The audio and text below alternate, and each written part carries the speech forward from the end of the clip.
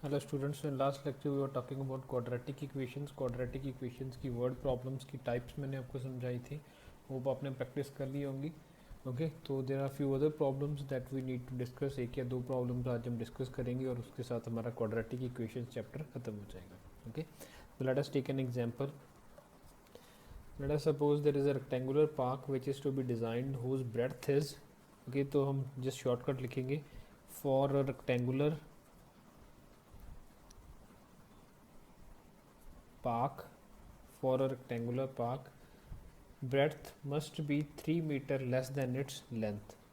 Breadth must be 3 meter less than length. Okay, the question is, for a rectangular park, its breadth must be 3 meter less than its length, and its area is to be 4 square meters. Area must be 4 meter square more than area of park, more than area of park of shape of isosceles triangle of base as breadth of rectangle and altitude 12 meter, and altitude 12 meter.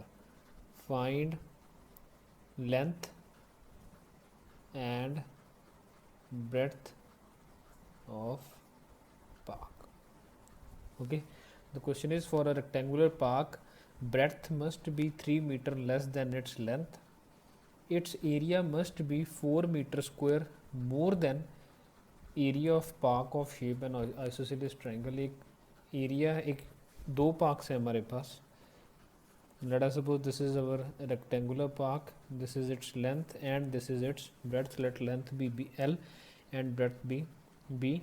Okay, अब इसमें condition क्या given है कि its breadth must be 3 metre less than its length. तो हम क्या assume करेंगे solution के लिए? हम वेरिएबल क्या अज्यूम करेंगे? Let length be X metres. Okay, length को हम क्या अज्यूम कर लेते हैं?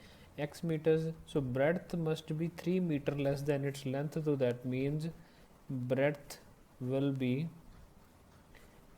X minus 3 metres. यही होगा. अगर लेंथ उसकी एल मीटर एक्स मीटर्स है तो breadth simply that will be equals to x minus 3 according to the condition given to us. Okay, now area must be 4 meter square more than area of a park of shape of an isosceles triangle.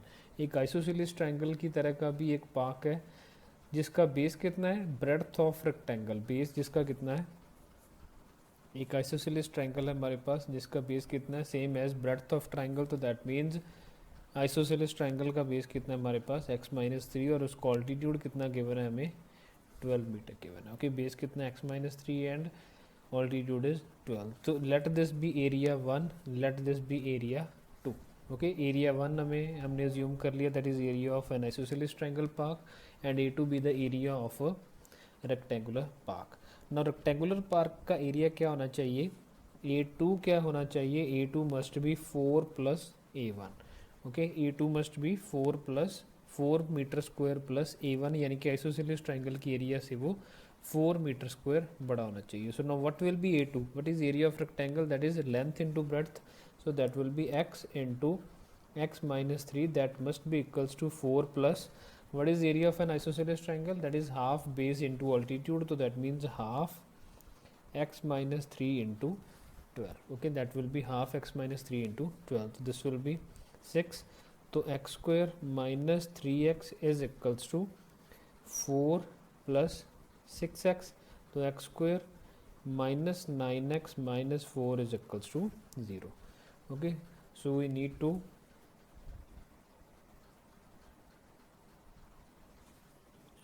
at here it will be 4 plus 6x minus 12. Okay, minus 18. Here it will be minus 18 also, so it will be x square minus 9x minus 14 is equals to 0, तो x square plus 14 is equals to 0, तो that will be x square minus 7x minus 2x plus 14 is equals to 0, तो x into x minus 7 minus 2 into x minus 7 is equals to 0, तो either x is equals to 7 और x is equals to 2, तो x क्या हो सकता है 7 भी हो सकता है और x क्या हो सकता है 2 भी हो सकता है, तो there are two answers, x is equals to 7 and x is equals to 2. Okay, तो now why it will be 7 और 2. 7 और 2 होने का क्या मतलब है, 7 और 2 होने का मतलब है कि वन साइड से हमने पता किया था कि वन साइड क्या होगी x, तो सेकंड क्या होगी x minus 3. If one side is 7 तो 7 second will be 7 minus 3 equals to 4, लेकिन अगर x को हम 2 मानेंगे तो ब्रेड्थ क्या आ जाएगी 2 माइनस 3 विच इज़ माइनस 1, तो that will be wrong answer because length can't be negative, तो that means this part will be neglected, our answer will be x is equals to 7 metre, so that means length of park will be 7 meters and breadth will be 4 meters, which was 7 minus 3. Okay, so this is also the type of question that could be there in this quadratic equation. Okay, numbers के questions हो सकते हैं इसमें area के questions हो सकते हैं जो हमने अभी देखे हैं. Okay, there could be age questions also, age के questions हमने देखे हैं. Then there could be speed problems, board के questions हमने देखे. Okay, now another kind of problem that could be there is upstream और डाउनस्ट्रीम वाले क्वेश्चंस हैं वो ज़्यादा इंपॉर्टेंट है. ओके, वो आपको अच्छी तरह से करने हैं बिकॉज दे आर ज़्यादा चांसेस हैं वो क्वेश्चंस आपको देखने को मिलेंगे. ओके, अनदर एग्जांपल हम स्पीड के लिए देखेंगे.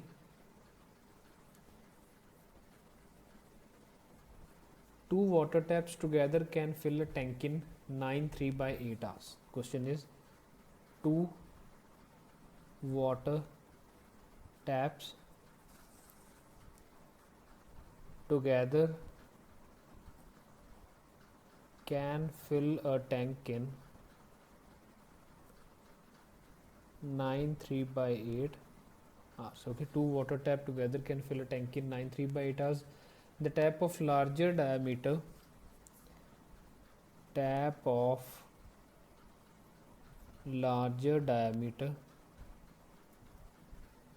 takes 10 hours less than the smaller one, takes 10 hours less than smaller one to fill the tank separately. To fill tank separately. Find the time in which each tap can fill the tank separately. Find the time in which each tap can fill the tank separately. Okay, suppose this is the question. Two water taps together can fill a tank in 9 3/8 hours. Tap of larger diameter takes 10 hours less than the smaller one to fill the tank separately. Find the time taken in which each tap can fill the tank separately. Okay, तो हमें दो चीज़ें पता करनी है कि अगर smaller diameter की दो पाइप्स है हमारे पास, एक स्मॉलर डायमीटर की पाइप है, एक लार्जर डायमीटर की पाइप है, हमने पता करना है कि उन दोनों को अगर सेपरेटली चलाया जाए तो in how much time they will be able to fill the tank separately. Okay, let the time taken bye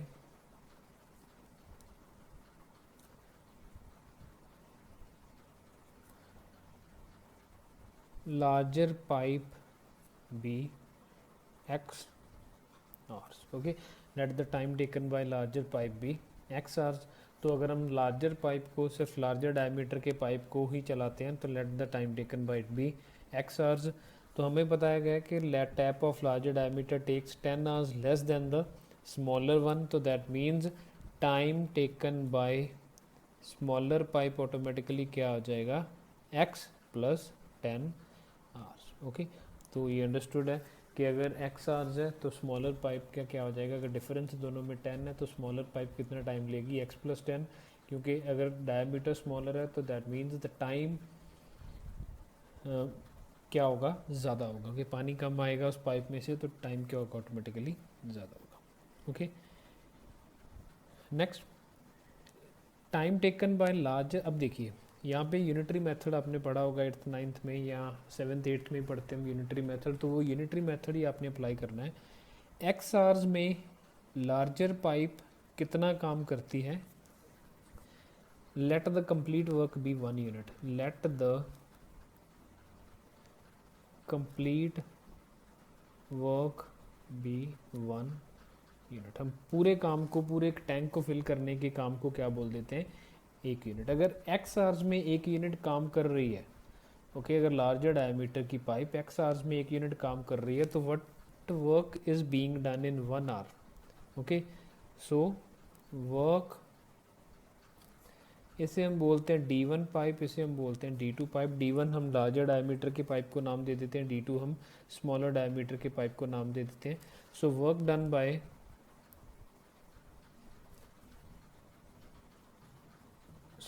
done by D1 in 1 hour will be 1 by x.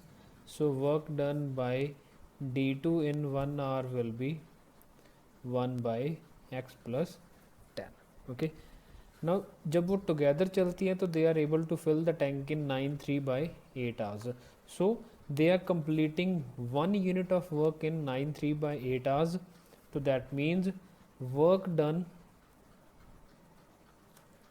by both in 1 hour will be 1 upon 9 3 upon 8 hours, 1 upon 9 3 upon 8 hours। तो 9 3 upon 8 अगर mix fraction है तो mix fraction को हम अगर ठीक करके लिखेंगे तो that will be equals to 75 upon 8, 8 into 9 that is 72, 72 plus 3 75 upon 8। okay, so that here it will be 8 upon 75।